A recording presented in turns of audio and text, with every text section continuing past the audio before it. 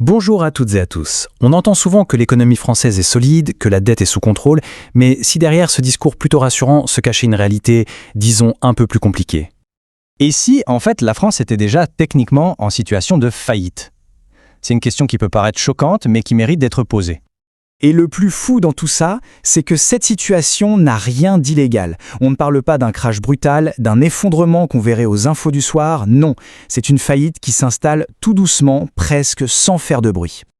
Alors, avant d'aller plus loin, il faut qu'on soit bien d'accord sur les termes. Le mot faillite, ça ne veut pas du tout dire la même chose pour un pays que pour une entreprise.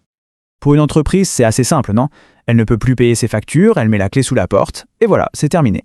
Mais un État, c'est une autre histoire. Un État ne peut pas juste disparaître.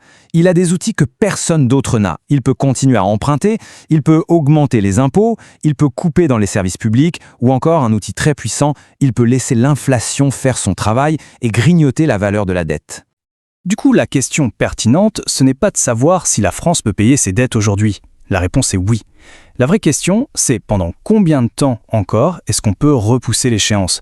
Combien de temps on peut continuer à passer la facture à plus tard? Et ça nous amène directement au cœur du problème. Un seul chiffre qui donne le vertige. 3 000 milliards d'euros. Voilà, c'est la dette publique de la France. Prenez une seconde pour visualiser ce chiffre.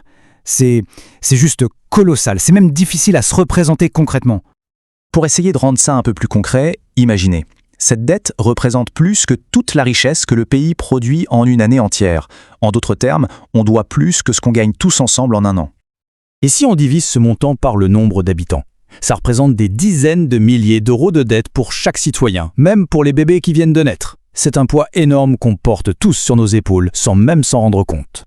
Mais le plus inquiétant, c'est la dynamique actuelle. On est entré dans une sorte de cercle vicieux. L'État s'endette non pas pour investir, mais simplement pour rembourser les intérêts des dettes passées. On emprunte pour rembourser ce qu'on doit déjà. Bon, à ce stade, on est en droit de se poser la question, mais si la situation est si critique, comment se fait-il que tout ne se soit pas déjà écroulé? Qu'est-ce qui fait tenir le système? Eh bien, tout repose sur un équilibre assez fragile, soutenu par quelques piliers. Le premier, et le plus important, c'est la confiance. Tant que les marchés financiers pensent que la France remboursera, ils continuent de prêter. Ensuite, il y a le grand filet de sécurité, la Banque Centrale Européenne, qui peut racheter de la dette et calmer le jeu. Et tout ça, ça permet de gagner la chose la plus précieuse qui soit, du temps. Mais soyons très clairs là-dessus, gagner du temps, ce n'est pas résoudre le problème, c'est juste le repousser à plus tard. Sauf que, repousser une facture, ça ne la fait pas disparaître, elle finit toujours par arriver. Alors, qui paye l'addition, au final? La réponse, en fait, elle nous concerne tous. Cette faillite silencieuse, on la vit au quotidien, à travers une lente érosion. Ça commence par des impôts et des taxes qui augmentent. Puis, c'est l'inflation qui vient grignoter le pouvoir d'achat. En parallèle, les services publics, comme la santé ou l'éducation, sont de plus en plus sous tension. Et le résultat de tout ça, c'est que le niveau de vie général, il stagne, voire il recule doucement. Et c'est vraiment ça le point essentiel à comprendre. Il faut oublier l'image d'un effondrement spectaculaire à la Hollywood. La faillite d'un pays comme la France aujourd'hui, c'est un processus lent, presque invisible, une dégradation progressive de notre qualité de vie. Ce qui nous amène, pour finir, à la question de départ. Alors, est-ce que la France est en faillite? La réponse officielle est non. Pas encore. Le système tient grâce à la confiance et au soutien de la Banque centrale. Mais en réalité, on fonctionne un peu comme quelqu'un qui vit à crédit.